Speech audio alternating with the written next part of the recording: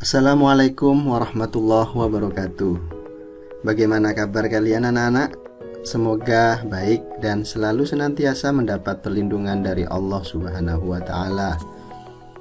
Hari ini kita bersama-sama belajar dari rumah materi pendidikan agama Islam dan budi pekerti untuk kelas 3, pelajaran 2 dengan tema senangnya belajar surat An-Nasr.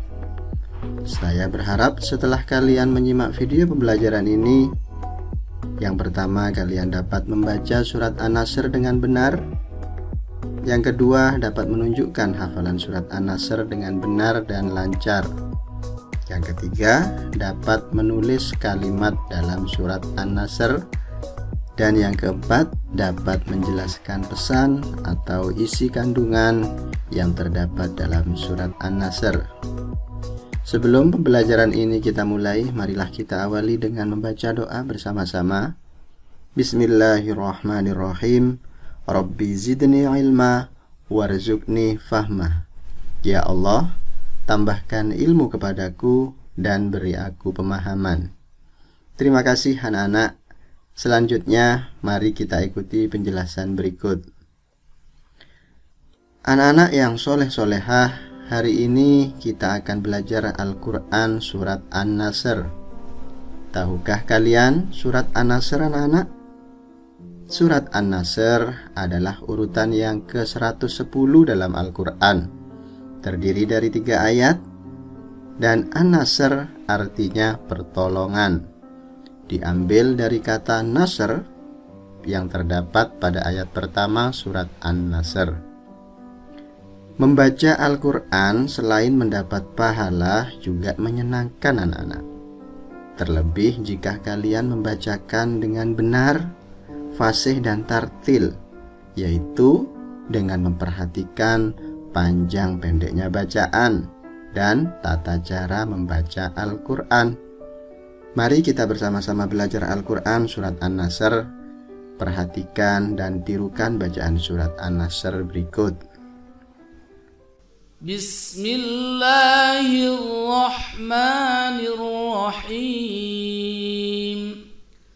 Idza jaa nasrullahi wal fath wa ra'aitan nasa yadkhuluna fi dinillahi afwaja fasabbih bihamdi rabbika wastaghfir innahu kana tawwaba.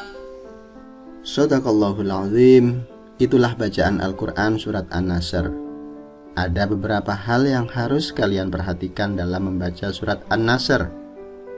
Coba kalian perhatikan bacaan panjang pada ayat yang pertama.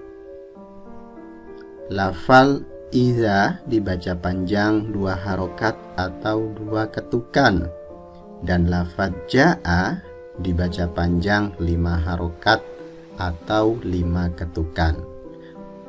Perhatikan bacaan berikut. Iza ja'a nasrullahi wal fath.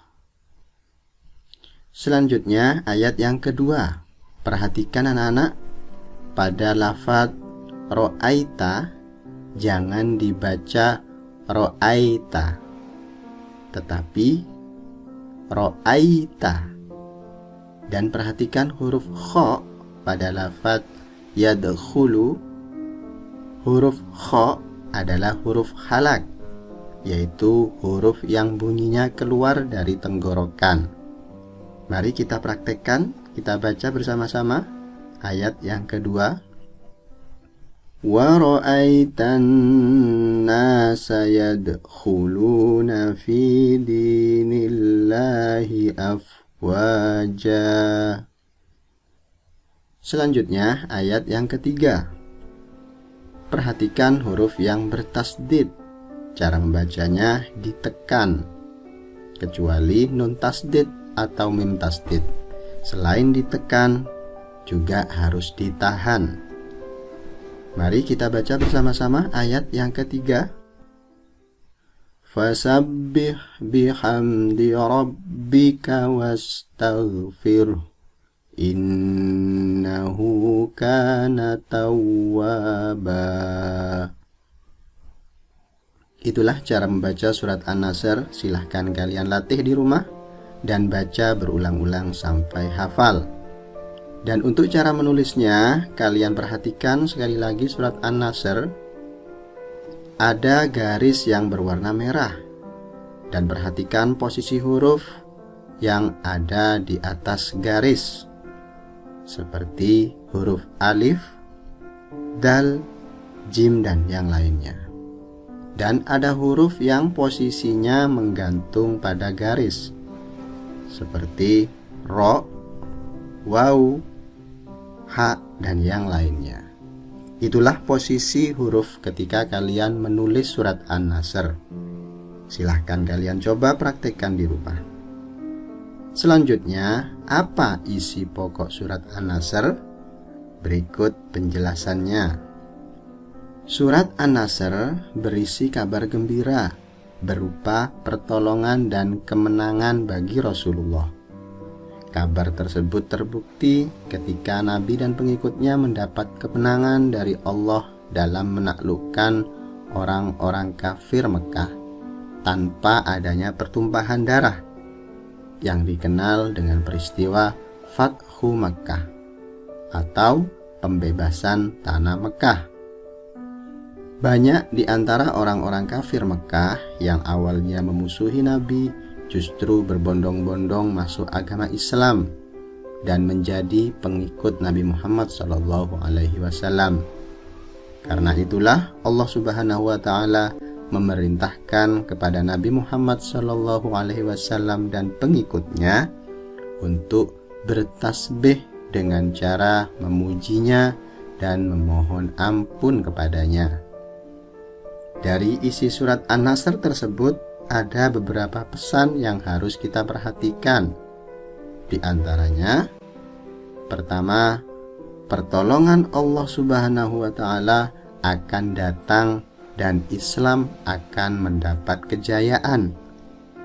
Yang kedua, perintah Allah Subhanahu wa Ta'ala kepada orang yang beriman agar bertasbih, yaitu mensucikan Allah dengan membaca subhanallah, dan bertahmid, yaitu memuji Allah dengan membaca alhamdulillah, dan istighfar, yaitu meminta ampun kepadanya dengan membaca astaghfirullah dikala mendapat pertolongan dan kemenangan dari Allah Subhanahu wa Ta'ala.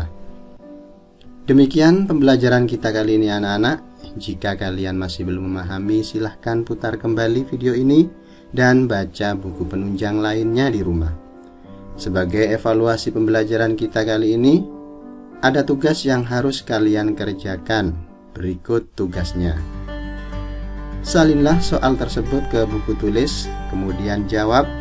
Setelah itu foto dan kirim ke WA pribadi.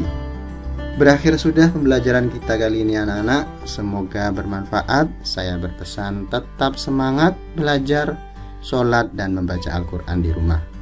Mari kita akhiri pembelajaran ini dengan membaca hamdalah bersama-sama. Alhamdulillahirabbil alamin. Kurang lebihnya mohon maaf.